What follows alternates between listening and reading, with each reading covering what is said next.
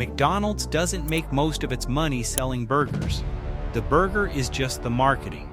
The real business is land, and it's been hiding in plain sight for 70 years. Right now, somewhere in the world, about 70 million people are walking into a McDonald's. They think they're doing business with a fast food company. They are not. They are stepping onto property that is most likely owned or controlled by one of the largest commercial landlords on the planet, a corporation that quietly collects rent from over 45,000 locations across 119 countries, and whose real estate holdings are worth an estimated $120 billion. Here's the thing. This wasn't an accident. It wasn't a pivot. It was a deliberate architectural decision made by one man in one meeting in 1956, and it changed the entire structure of global commerce. The man wasn't Ray Kroc. His name was Harry Sonneborn, and before we get to him, you need to understand just how badly things were going.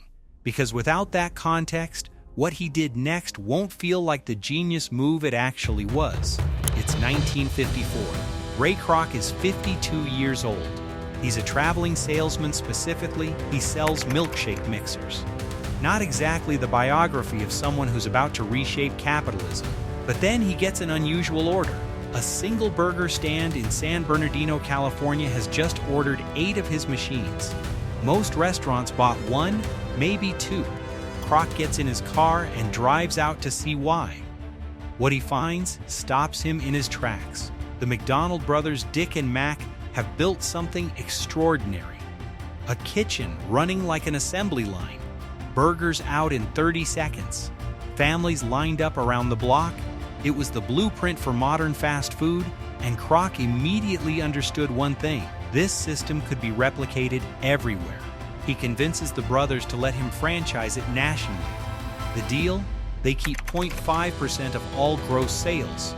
Kroc takes 1.4%, and here's where it falls apart. 1,4% sounds like money until you do the math. After overhead, quality control, expansion costs, and administration, Kroc is growing one of the most recognizable concepts in America, and he is going broke. Banks won't lend him money. He can't open new locations fast enough. The royalty model, as structured, had a ceiling. And Ray Kroc was about to hit it. Something had to change. And this is where it gets interesting. In 1956, Kroc meets Harry Sonneborn, a former VP of Finance from a now-forgotten ice cream chain called Tasty Freeze. The story goes that Sonneborn had overheard Kroc struggling at a bank, trying and failing to secure a loan, and inserted himself with a solution. The diagnosis was instant.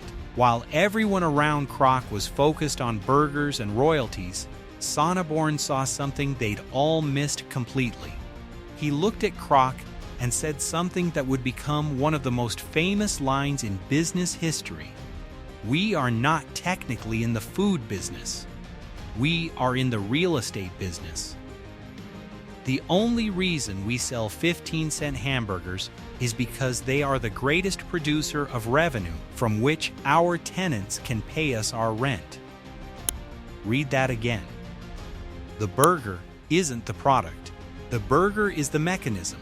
The product is the land underneath it. Sonneborn's pitch was this: instead of just collecting royalties from franchisees, McDonald's should buy or lease the land and buildings those restaurants needed, and then sublease that real estate back to franchisees at a 20 to 40% markup.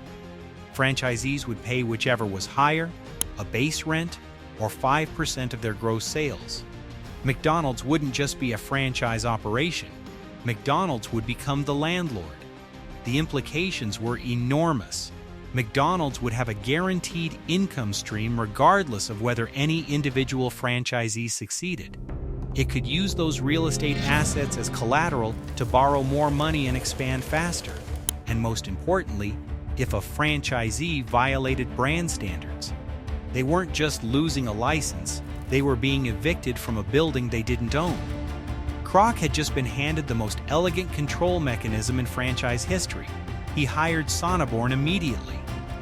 In 1956, they created a separate legal entity, the McDonald's Franchise Realty Corporation. Its sole purpose: acquire and lease restaurant sites across America. Initially, they'd lease land from owners and sublease to franchisees. Then, they'd use the income from those subleases to build equity and eventually purchase the land outright. The genius of the financing?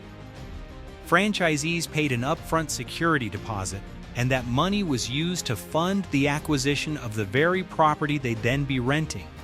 The franchisees were, without fully realizing it, paying to create their own landlord.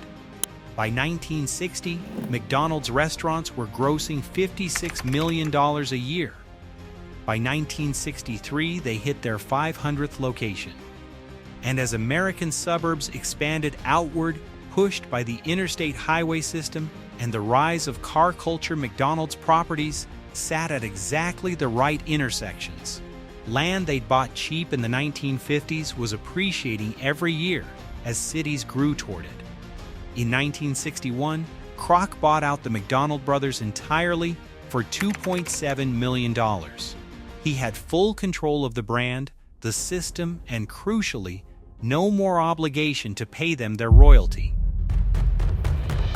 That royalty, had it been honored, would have been worth roughly $100 million a year by the time the film The Founder was made in 2016.